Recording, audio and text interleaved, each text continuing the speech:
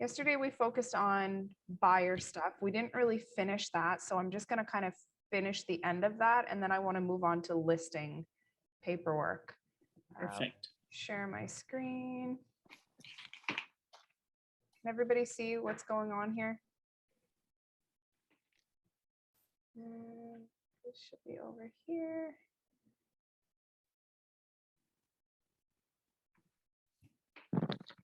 Bigger, but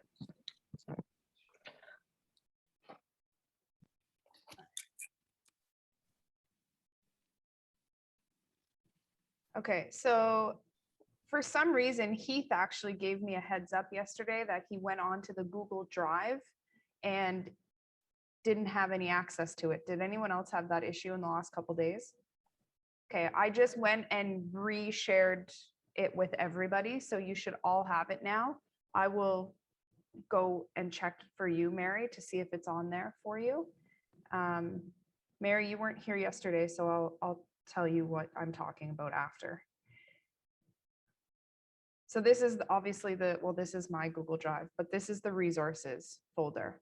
So what we're focusing on right now is, oh, I gotta type it in. Oh, is this what you got, Heath? This kind of message when you tried to find it?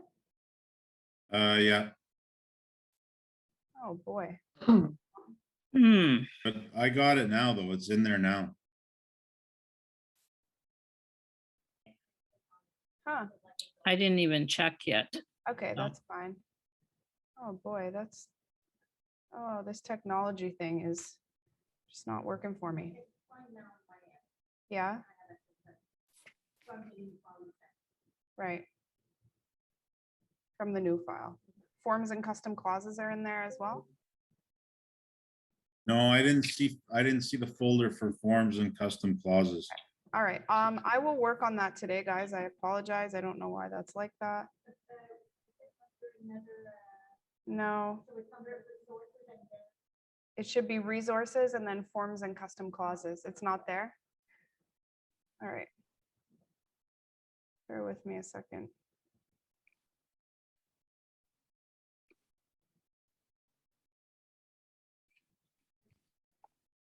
No, this is just Google Drive. Yeah.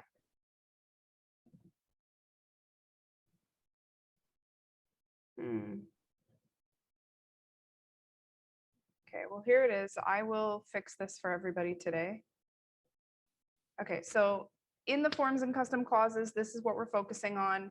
I've outlined everything here for what forms you need and when. So I think we left off the other day. We looked at working with a realtor. We looked at the buyer rep. We did FinTrack, privacy matters. We looked at the agreement of purchase and sale and the confirmation of co-op, right? Right. Right. So everybody's solid on that. Okay, so once you have all those documents at the time that your sale is firm, so you've met all the conditions of the offer, you need to upload everything to Command. You do not need to do that prior to having a firm sale. They don't need to see every transaction that you put in. There is a spot for deals that have not gone through that Wendy would like you to have the agreement of purchase and sale uploaded there. That's kind of a new thing they're asking us to do. If you've submitted an offer and it didn't go through, or you got an accepted offer and then it was terminated, you can just put those in like the other folders on Command, okay? But this is everything you need to have. Working with a realtor, your buyer rep, your FinTrack for each client, agreement of purchase and sale with your schedule, the confirmation of co-op and rep, your Keller Williams Integrity Trade Record Sheet. Does everybody know what that is? Yes? Yes. Yes. Yeah. And everyone knows how to fill it out. Yeah. Okay. Bear with me one moment.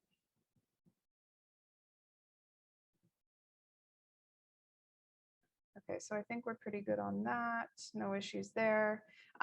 Once you submit all these documents, the office is going to send back a trade print sheet. So they're always going to return it, even if everything in your folder is perfectly good and done, and they say, check, check, check. Yes, we have looked at everything, verified everything, it's all correct. you're still going to get a returned saying that there's something missing, and that's going to be your trade print. And your trade print is a breakdown of how you got paid and where the money is going. Okay, it's up to you to verify that that information is correct, sign it, and then upload it back to Command. Okay, I think you guys all know that part of it anyway. We've talked about this. Okay, is everybody okay if I just move on to listings? Yeah, Yeah, I am. Very good. Okay, so documents for listing a freehold, and I have freehold / condo. I'm going to break this down even further so that I completely separate the two, just to keep it super simple and easy. So I will break these down for you guys. So a lot of the documentation is the same. Working with a realtor always needs to be signed. The spot that you're signing it is different. So if it's a buyer, you're on this side of the board. If it's a seller, you're having them sign this. This little portion is stating that you're representing them. So you're only having them initial one of these two paragraphs here. It's either that you are representing them or that you're not representing them. So when would you have them initial that you're not representing them on the working with a realtor? Yes. So Veronique said if they're a customer.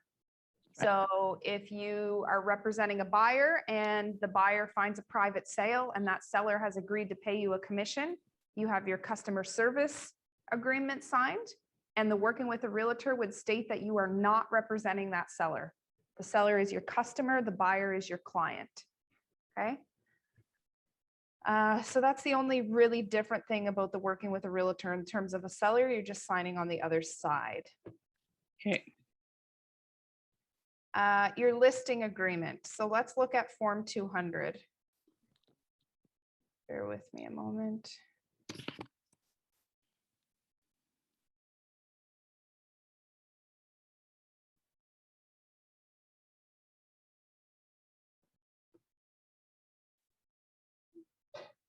Okay, listing agreement, seller representation. Okay, so this is very similar to your BRA, your buyer representation agreement, but you're just going to have specific information about the property that you're selling. The price goes in here, your commission amount. In this portion here in number 2, you're putting the total commission. So it's not just what you're getting paid, it's the total amount. So if it's 5%, 5% goes in here. And then down over on this section, that's the amount that you're offering to the buyer agent. Okay, so if you read through this, it's pretty self-explanatory. And same thing, guys, with the ORIA forms explained. Mary, I want to show you this actually. Have you ever looked at the ORIA website where they have you seen where they have the forms explained?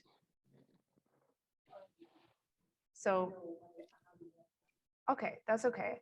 Most people didn't know it existed. I didn't know it existed until a few weeks ago when Dora told me about it. So, so here on the ORIA website, you can come in and you can find any series of forms. So series 300 is for buyers, series 200 is for sellers. It's just the ORIA website, and I genuinely just typed in ORIA forms into Google. Yeah, and then I found it. So Mary here, so it says this is Form 200 listing agreement. It gives you both forms. I don't want you to use these. I want you to use them from web forms, but you can use this little part here that says explain. And if you click on that, oh, I always have to log in. It literally in red tells you what each part of this means.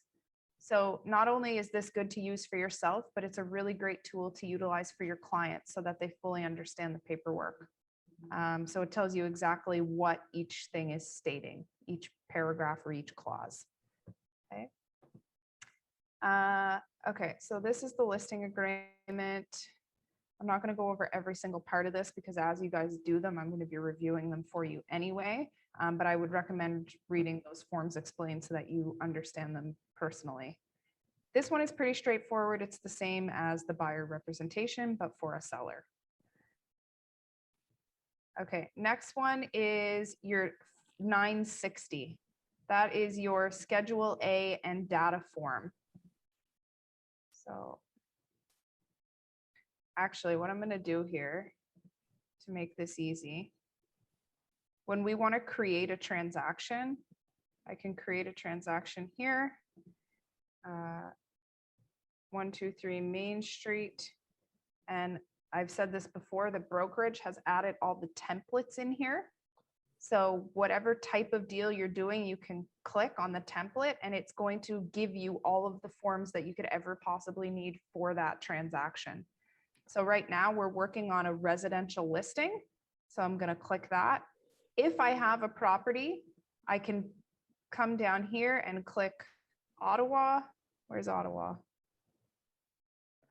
Ottawa Real Estate Board, and then I can add the MLS number if I have a specific property to work off of. Alex, Yep. so then we go in here, we choose whatever MLS and all that, and then residential, KWI residential listing. And then we go back to the form that you created for us, and then we just choose the documents that are listed there. Yeah, so so right now we're not gonna put any data in if you don't have a particular, well, we're using a listing right now. So if there's not already data in MLS for this listing, you're starting without any data. So we're just gonna go create. Yeah, so if, let's say, there was an old listing or something, it might give you some of that information. I think it will only do it if you were the person that had an old listing. Okay. I think that you can't use somebody else's data from MLS. So if you had a property that maybe like expired or something, and now it's an exclusive listing, not on MLS, then you could use the data from there, if that makes sense. Another question, sorry. Yep. Forms also, basically just what you have on the map, but it's all explained in your resources, right? Exactly. Yes. We have both. We just saw the listing, but at the bottom, there's also buyer form. I don't know what you mean. Put it in offer. Okay, so right now, sorry, I just want to make sure I understand. Right now, we're looking at listings. Yes. So when I put Keller Williams Integrity residential listing, I'm only getting forms that I would need if I was working with a seller for the listing. Okay. If you're working with a buyer, you're going to command. If you're, And yeah, then you buyers list it. Buyers. you're saying command, do you mean web forms? Okay, you're talking about on command Yeah. when you're uploading a listing agreement. Yes, that's what we're doing right now. This is web forms that we're using though. Oh, okay. We're on web forms right now. Right, so 1 second. Oh, yes, you have, so sorry. That's okay. I know you know it because I know you've used it. So in web form. Yes. You go to that menu to get all your files, ready to get also the buyer file. Yes, she's asking if you go into web forms and you're working for a buyer, can you also get the template for buyers? Yes. So let's do one quickly, just so you can see it. So I'll create another transaction. This is for buyer Jane. Oh Lord, Jane Doe. Template here. Is this what you mean? Keller Williams freehold purchase. Okay. So now, the first time you put the actor advertisement, this time you put the name of Okay. the person. Yeah, You so want to she use asked, one or the other. she asked the first time I put the street address of the name because it was a listing, and now this time I'm putting the person's name. So that's just how I personally operate. Whenever I name a file, so if it's in my Dropbox, my Google Drive, my transactions on web forms, even when I name an opportunity in command, if I'm working with a buyer, I always put the buyer's name as the title. Because when I first start filling out paperwork, I don't have an address for that person yet. Uh-huh. We're just at the point of getting paperwork filled out and starting to go look at Right. homes. That So I makes don't have sense. an address to attach to them yet. So I Right. always put the buyer name personally. And then when it's a listing, obviously I know the listing address. So that's just how I operate. Everybody's different. It's a good idea. Yeah, in yeah. command with my opportunities, I always create an opportunity. It could be, I could just meet Mary today for the first time and she mentions that maybe she might want to buy. I'm going into command and creating an opportunity. That's a huge part of how I'm tracking my business.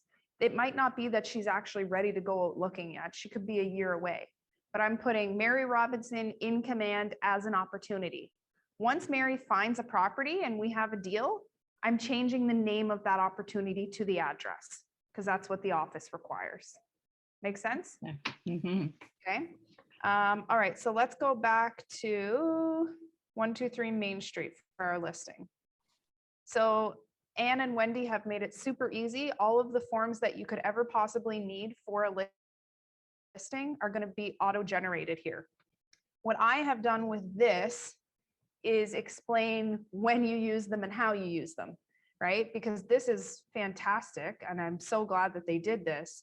But as a new agent or maybe just somebody who is a little rusty and needs a little refresh, you come in here and say, okay, well, this is great, but when do I use these and what do I do with them and who signs them? So this is the step-by-step for that, right? So these are the ones that at the time of a listing need to be uploaded to command, signed by the seller. That's perfect. Yeah, when you're going to your listing appointment, these are all the forms that you're bringing with you to get the seller to sign. Right. Okay. That's so great, Alexandra. It's so easy. Oh, thank you. It's wonderful. I want to, yeah, I want to add to that because when I did my listing the other day, it was so easy to follow and it was just Good. like everything's there for you. So Good for you. Good for Yeah, you, thank Dora. you. Yeah, Thanks. congrats on That's that, true. Dora. Yeah, let's, Uh, if, glad it I was- don't care who you pray to, just Upload. pray that it works. That's fair. Okay, so let's look at 960, Schedule A and data form. The other thing I want everybody to remember is when you are doing a listing, don't forget to take measurements. So this is Yeah. one thing that I find really odd about, I always say this, I got so used to doing things a certain way in Nova Scotia and having a certain thing, and then coming here, there are a lot of things that are better, but there are a lot of things that aren't. And one of those things is they don't have any spot for the room dimensions on the listing paperwork. So in Nova Scotia, there's a whole spot that you have to fill that in as part of your paperwork, right? So it's something that you don't forget to do when you go into your appointment. So if you are doing a listing, make sure that you are taking those room measurements and marking them somewhere for yourself, because there's nowhere on the paperwork that tells you that you have to do that or indicates that you should do that. And Do then you, when do you you start use, do you filling use in one your of those? listing, you're like, oh, go ahead. Sorry, do you use one of those laser measure tools? I do. Yeah, I got one of those. Yeah, it's worth the investment. I will tell you that nobody wants to see me using a real tape measure in a property. It was a nightmare and embarrassing, and I looked extraordinarily unprofessional. And when you're by yourself, it's worse because, yeah, I mean, if you're not a person that uses a tape measure regularly, yeah. So after a really embarrassing and awkward scene of myself trying to do that, I invested in a laser. Yeah, they're 30 bucks, so it's worth it. How much Yeah. was it? I bought one off Amazon for 30 bucks, I think. Oh, You I get didn't them even at, know that. yeah, you can get them at Home Depot. There you go. Where do Okay. we put it, Alex? In somewhere that you have, like in a booklet, in your phone, because there's no Ah. spot for it on here. That's what I'm saying. I see. The laser measures are a lifesaver. It makes it so much quicker. And I recommend keeping extra batteries in your bag because they die really quick. And I've ended up going to a property and of taking out my thing and the batteries are dead. So keep a little, just a little side tip, keep a little extra set of batteries handy. Okay, let's look at this Schedule A and data form. So this is all the wonderful things that you're going to need to put on your MLS listing. Okay, so the brokerage, obviously the seller, the property, the date that the listing agreement is starting, which is usually the date that you're signing it. Okay. The legal description, everybody knows where to get that. If you don't, say so and I'll show you. Geo? Yep. Legal descriptions on Geo. Your PIN is also on Geo. Your roll number. That's called an ARN on Geo Warehouse. Oh, okay. Okay. I was Do you gonna ask that, yeah. that? Okay. I can show you Yeah. that quickly. Where the heck Okay. is Geo? I'll just go from here. Hmm. The roll number, you always have to add 6 zeros to the end of it. I don't know why, but it was something Ann Scarf told me after I moved here and did my first listing, and I didn't make that. I didn't do that. I just put the regular number. And Ann had to pull me into her office because I needed all kinds of help because my listing was a mess. And that was one of the things that I wrote down and never forgot. Do you happen to know what ARN stands for? Assessment roll number. Okay. Oh, And then in the paperwork, it says roll number, Yes, roll number is what's in the paperwork. assessment roll number. Okay. And it's in PN. Ooh, that's a nice one. Oh, that's the roll number. Yeah, so the pin is here. What'd you say, Heath? I said, that's a nice house. Oh, I sold this one last year. It just happened to be in my recently searched. Yeah, Wow, really good for you. Oh, nice. Superstar. Yeah, well, I don't know about that. This was like a one-off, okay? My year this year is going to be a little less because I'm not doing another one of these. Yeah, the pin is here and the ARN is here. Okay. And then you add 6 zeros after that ARN number. Yes. Huh. Hmm. Like the number's not long enough already. I know, right? Can't actually, I don't know. I can't remember now if it's 6 or 4. I'll double check that for you guys. I think it's 6. I think it's 6. But Yeah, I think you're right. Isn't that the same roll number as our water bill and stuff? Yes. It is, right? Yeah, it's just essentially your assessment, Yeah. property assessment number. Oh, so it's from MPAC or something. Yeah. Exactly. Okay. Okay. Property taxes for the year, that's information you're gonna have to get from your client. That's one of the things that I ask in the listing appointment. And it's actually one of the things that I always leave something with my clients after my first appointment. So I do my first walkthrough appointment. I just walk through their home. I take notes on their home and building rapport. I'm setting an appointment to go back to present my CMA and my presentation. And I always leave them something with, it's a checklist. Here are all the things that I need for when I come back for my next meeting. So that's setting the stage number 1 for you to get the listing. You know, if they're getting all this stuff ready that you've asked, it's a pretty good sign that they already are comfortable and confident in you. And it just cuts down time and emails and confusion. So the property tax bill is one of those. I always get I ask them for the actual property tax bill. And I tell them that they can call the city and request a copy be emailed to them, right? And they can get it very quickly. And that's actually something that I put in my feature packages when I list a property. It's just another piece of information and data, but you have to have that information. Is HST applicable to this sale or lease? 99% of the time for what you guys are doing, it's HST included, so no. Okay. Listing terms and conditions, what do we put in here? Any takers? When you are gonna hold offers, Yeah, beautiful, Heath. So if there's anything that you need another agent to know or that the public needs to know, it goes in your listing terms / conditions. So that would be no conveyance of offers until October 30th at 5 p.m. Seller reserves the right to review preemptive offers. Any preemptive offers must have a 24-hour irrevocable. Anything of that nature goes in your listing terms and conditions. Ah, thank you, Mary. Yes, Mary just made a really good point. It could also be your COVID instructions. Yeah, that's exactly right. You should put that in there. I don't even think I've Right. done that. So that's your listing terms and conditions. Existing financing, you guys don't have to put anything in there. Okay, is it great to have all your paperwork completely filled in? Yes, if you go into the office without this part, you're fine. The reason that I like to know about someone's financing, and one of the forms that's in here is a mortgage, what's it called? I can't even remember now. Oh, I don't think I have it on here. I'll have to add it. It's like a mortgage. It was in the lit, yeah, it was in the list. Yeah, it's in the list of the template here. Basically, it's asking your seller to confirm how much they owe, what their penalty is, da da da da da. What you're trying to determine is if they have enough money to sell their home, pay the commission, pay the lawyer fee, pay the bank back.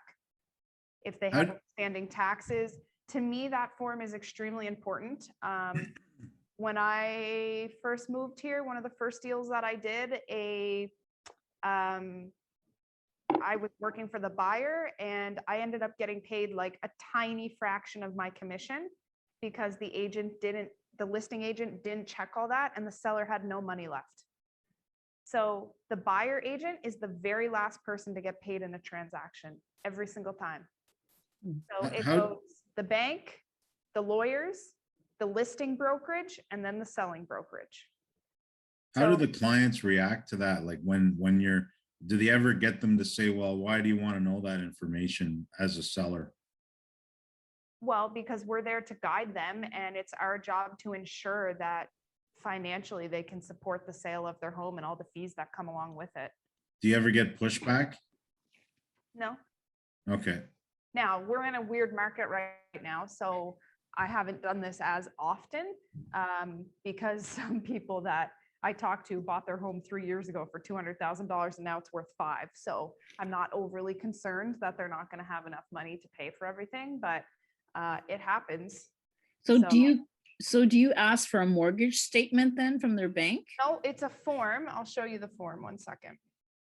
Existing financing. So we're a little bit going off of like their mortgage verification, 261. Okay, Okay, so I'm Okay. giving this to them as part of the paperwork. And okay, this could actually even be something that you could give in your initial appointment.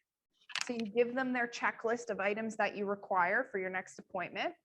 And then you also could give them this and ask them to have this filled out for your next appointment. okay, Okay? great. I think that's a good way to do it. I've never done it before, but just a thought now. So they're just giving you all the information.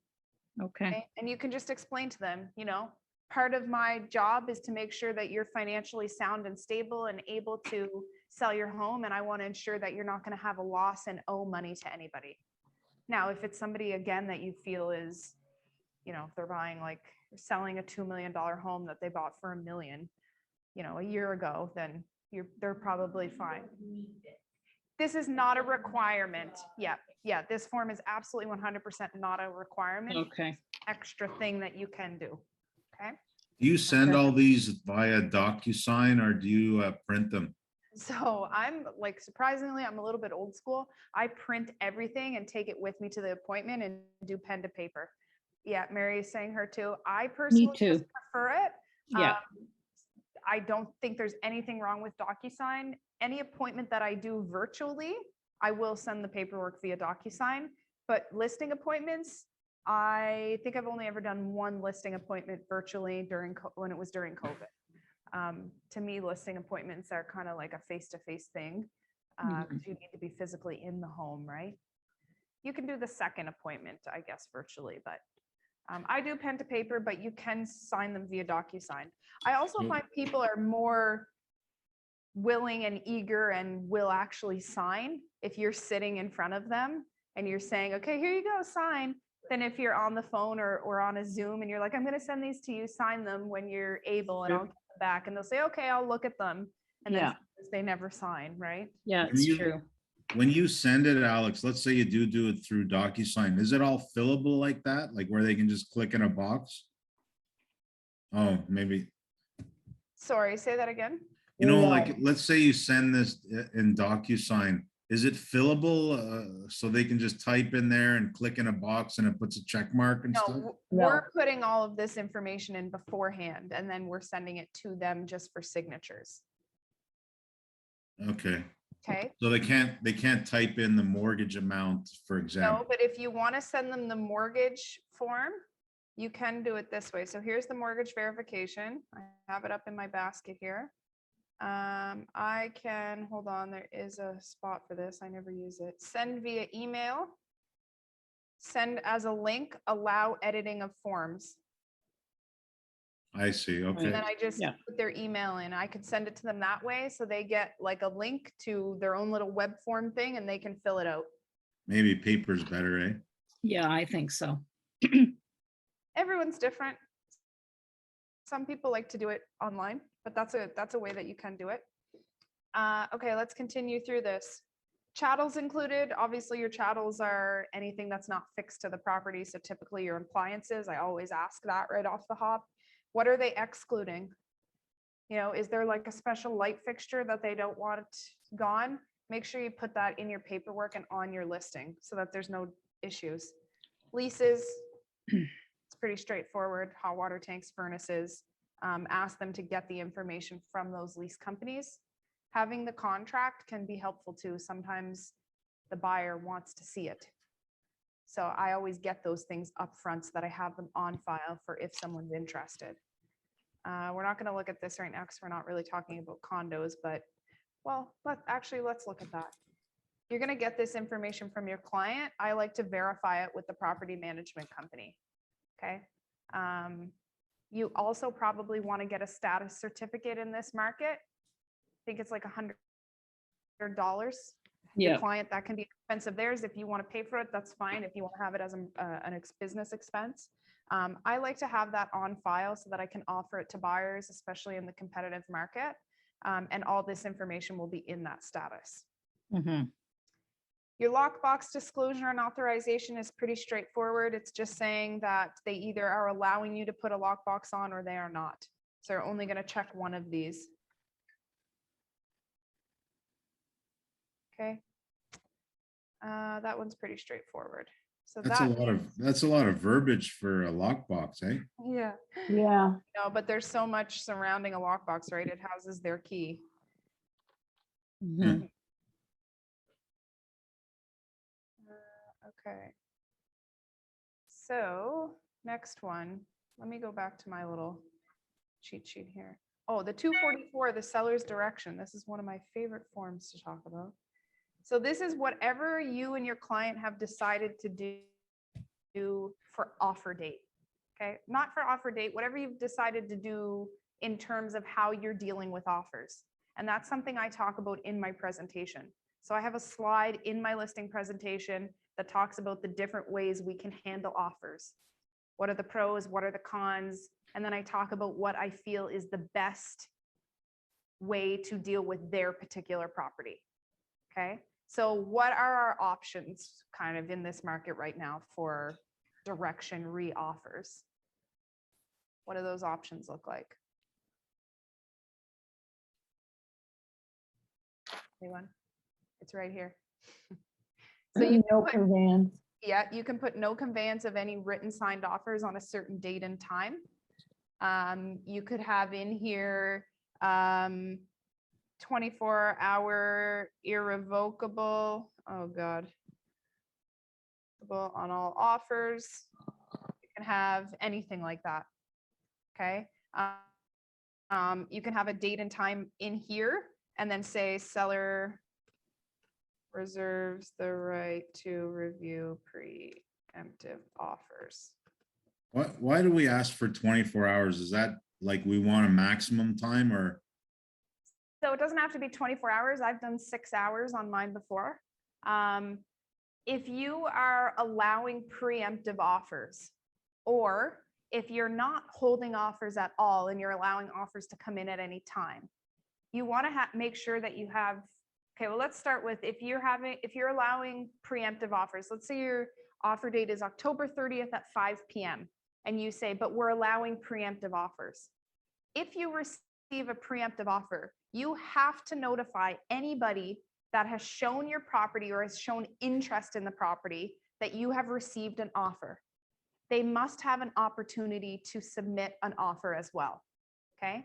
If you receive a preemptive offer and you decide to review it, So let's say I listed Mary's home for sale at 123 Main Street, and we're holding offers until 5 p.m. October 30th. And on October 29th, Mary receives an offer $100,000 over asking. I'm going to see that offer, but before I decide if I'm changing my original offer presentation date of the 30th, I'm going to have a quick call with Mary and say, hey, Mary, I received an offer. It's for $100,000 over the list price. It's the closing date that you want, and there's no conditions. We have had 25 showings. Is this offer strong enough for you to move your offer date and force anybody who's interested to submit today? In that situation, Mary's likely going to say, yes, that's a great offer. Let's review that offer. If the buyer's agent only gives me 2 hours to review that offer, there's not very much time for anybody else to come in. If I'm in the middle of showing homes with another client when I get that offer, that puts me in a really, really awful situation. I'm now out with another client. I have an offer that only has a 2-hour timeline. Maybe that buyer has another house that they're going to offer on if they don't get ours, but it's a really great offer. I also have to notify every single agent, 25 people, and all the buyers that called me directly. Veronique and Mary are here laughing, and Veronique saying, how do you do that? That's why I recommend putting some kind of a timeline. If you're doing a hold on offers and you're allowing preemptive, put some time frame to give yourself space to actually get everything done that you have to. Yeah. Okay. Okay, now I'm going to tell you right now, if you put holding offers until October 30th at 5 p.m., but allowing preemptive offers, any preemptive offer has a 24-hour irrevocable. That's less desirable for a buyer to actually submit a preemptive offer because they know they have to wait a full 24 hours and everyone that was going to offer the next day is likely going to offer anyway. So I And- usually do something like 6 hours, excuse me, 6 hours or 12 hours in order for it to still be appealing enough that they're going to get a quick response and that everybody might not be able to come in, but to still allow yourself and your client time. Do buyers sometimes, even though you say 6 hours, do they still offer with 2 hours? If it's on a form 244, which is what we're looking at right now, it doesn't matter what the buyer puts in it. You are not allowed to show it to your client as a listing agent. Okay, This is what your client has said that they wanted. If I have seller reserves the right to review preemptive offers, any preemptive offer must have 6-hour irrevocable, and a buyer sends me an offer with a 1-hour irrevocable, I am not even to present that to my client. okay, that's good My to know. client has instructed on what they want, and it's in Form 244. And Okay. then one more good. question. When you get preemptive offers, is it very common to get a short irrevocable Yes. time? Like 2 extremely hours is common. normal? Yeah, I got one back in April or May on a property that I received at 9 and I only had until 11. And I was in the middle of staging another home when I got the offer. It was extremely hectic and chaotic. So that just happened to me in April, and that's why I've started putting, give me 6 hours. Like 6 hours to me, I feel like is still appealing enough for people to want to put in a preemptive and feel like it's still worth it to not wait until offer date. And sometimes right now, the only reason properties are selling over list is by getting preemptive offers. Yes, Mary, go ahead. I know that, and like say, you got an offer Yes. and you had said, no, you don't want any advance offer, but you did get one. So you want to amend this 244.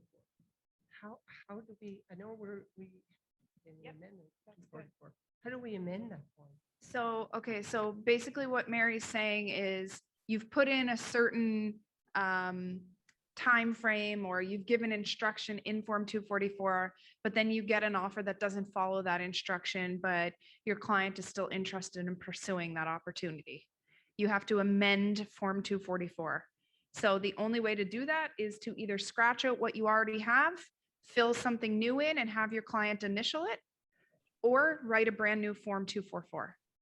Okay. And I'm really glad you brought that up because that even applies when, okay, if your offer date is October 30th and you receive an offer on October 29th, it's not like, oh, well, we're going to look at this offer. And then if we like it, or if we don't like it, our offer date is still October 30th. That does not exist. If you Mhm. decide to review an offer with your client, because your client likes what's in the offer, you are now moving your presentation date. That October 30th presentation date no longer exists. Your presentation date is now October 29th at a specific time. Okay, because you're going to review that offer that you have in hand. So the message that you would send out to everybody is that preemptive offer received, new presentation date, October 29th at 1 p.m. or whatever time it is. Oh, okay. In that moment, you have to have your client change their Form 244. Because right now it says that the presentation date's October 30th, but we're willing to look at preemptive. Now you have decided to review that preemptive offer, you need to change Form 244. So And- either a brand new one or scratched out, changed with your client's initials. So, and where do you put that? No convenience? No. Where do you put that new date? You're just gonna put it in one of these other directions, Okay, but you're gonna Okay. scratch out whatever's here. okay, all right, You can even scratch out here and put it here. okay, okay. She asked if I had a cheat sheet with all the directions for that you can choose from, and we do not, but that question is going to mean that we will have one. That's a really confusing thing. Like this is, guys, I mean, I only moved here 2 years ago, 2.5 years ago or something. I don't even know. This was like crazy to me. Like this doesn't exist in Nova Scotia, right? Like this form isn't even a thing. Multiple offers, 15 offers and holding offer dates, that didn't exist. So this took me like a minute to wrap my head around, and it really just comes from doing it. Like I know what to do now because I screwed up so many times, honestly.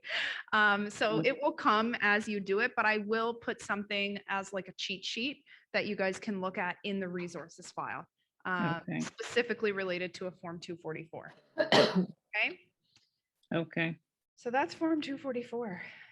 So you and your clients in the initial conversation and your initial presentation, you're going to decide how you want to deal with offers and what the best direction is for them and their property. okay. And you usually bring this document for your second meeting, Alex? Yeah, so this I bring with all my other paperwork. Okay, so this is just part of your listing paperwork, your listing documents. So my first appointment is literally just to go in, have a walk around, build rapport with the seller, take notes on their home. I always snap a few photos for my own personal reference so that I can really do a proper CMA. That's it. My first appointment is 20 minutes. Okay, Next one, you're going back. We're kind of getting into listing presentation here, but that's okay. It relates. The next one, we're going back and we're bringing our market analysis. We're bringing our listing presentation. We're bringing all of the listing documents. We're Okay. doing our presentation. We're talking about the home's value, and then we're presenting our paperwork and asking them to be our client, basically. So you're like an hour in there, right? The second meeting? Oh, listing appointment for me usually takes longer than that. Yeah. and you're Okay. measuring at the same time. And you're measuring. Yeah. Thank you. Good I point. thought you already measured in the first one, no? I usually measure in my second one. You can measure in your first one. Yeah, Okay, it's fun to work with that laser thing. You just get to shoot lasers around there. That's exciting to you. You go right ahead. You measure your little heart out, Heath. Okay, let me jump back here. See, even I utilize this. Okay, so that's your 244. And then obviously we have our COVID-19 documents that we have to have filled out. This is just going back to your FinTrack. This stuff has to be filled out, but there's not a signature required. Your MLS listing sheet. So that's just once you get your property loaded onto the MLS system, you're going to upload the listing sheet into Command as well. Okay. And Dora actually used, I haven't even really shared this with anybody yet, but I've started taking just little short videos because there's tons of videos on all kinds of stuff that you can do, but I feel like most of them are like an hour long or 45 minutes and you have to go through and find it. So I've started just when I have time creating short little videos, like 2-3 minutes of specific things. So I did do one on where I just was screen sharing myself, uploading a listing onto Matrix. And Dora, I know used that yesterday.